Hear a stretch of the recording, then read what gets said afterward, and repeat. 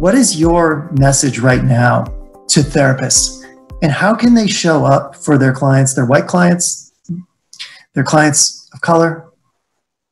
What is your message to therapists in the therapeutic community around the world right now? What can they do to really not just passively get through this, but be active? I think for me, it really starts with self-compassion. Kind of going back to what Amber was saying earlier, we don't really learn how to, I wasn't encouraged, or I didn't have a class on self-care during my graduate studies. And we learn a lot about empathy, but we don't talk about compassion, and most importantly, self-compassion. I honestly don't think that you can hold compassion for someone else, a deep-seated compassion for someone else, until you're able to do that for yourself. I believe that it starts with accepting every part of who you are. You know, your experience, your privileges, if you will, your ability to tune in or tune out to certain things.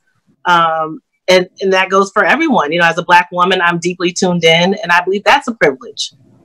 You know, and for whatever your experiences are, being able to accept all of them as part of you, and really embracing that so that you can do that for others. Yeah.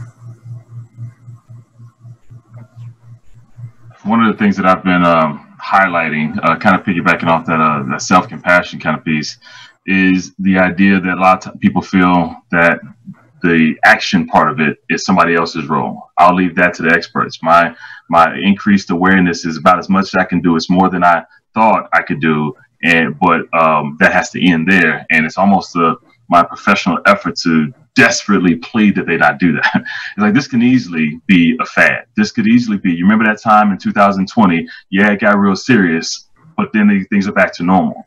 And it's like, no, don't let this go back to a normal. Don't let the open eyes just go back to a settling place. Let this be the spark that increases understanding, that reduces ignorance, that says, well, if I see it now, will I be more likely to see it next time?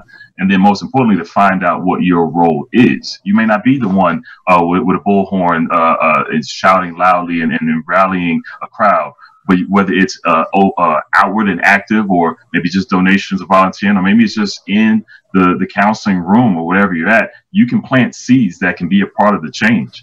I often talk about in my training sometimes even if you, whether it be by personality style or just based on what impact you feel like you can have, even in a counseling room, you, with your opened eyes, your increased awareness, even though there's a lot more we can all be aware about, can help a teacher increase their awareness, even just by planting seeds. And some of the things they talk about in the session, not like an agenda, but a benefit of the doubt. Can you believe what this student did? It's like, well, actually, sometimes. Can you believe what a coworker did? Well, sometimes people feel that way. You planting a seed of awareness in a teacher helps every student that they see. You are impacting the whole class, even though you never left your counseling room. Every principal, you are impacting the whole school. Every police officer or law enforcement officer, corrections officer, every politician, you can still in this role have an impact, even without necessarily letting it be a big one. And if you have the opportunity to, great, but that doesn't disqualify you if you're not.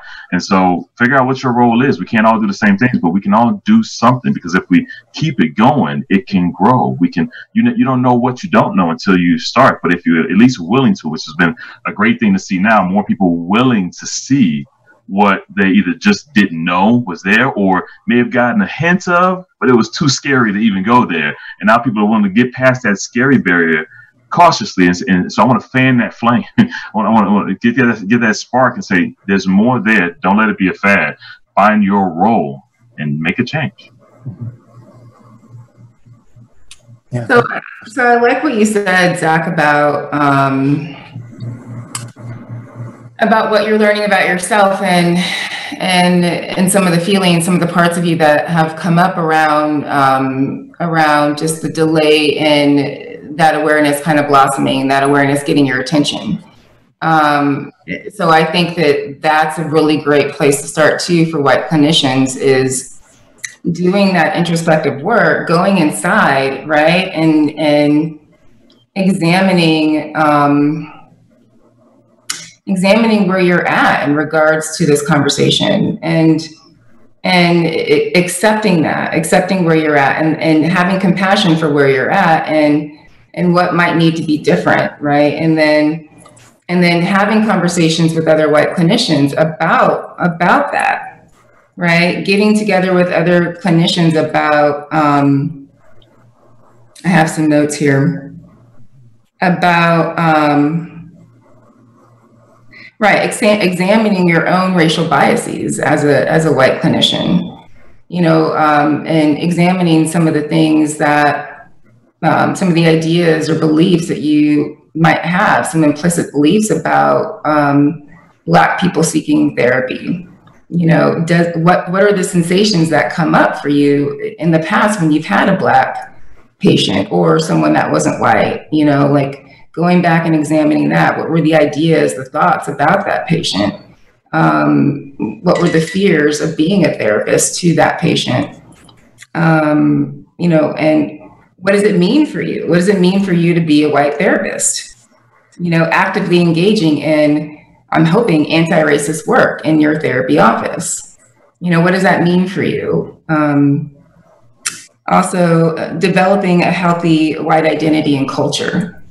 You know, being rooted in, you know, developing that culture, developing what it looks like for you, and broadening that conversation with other white clinicians and white people, your family, really, really, really processing it with other white people, doing that healing work with other white people.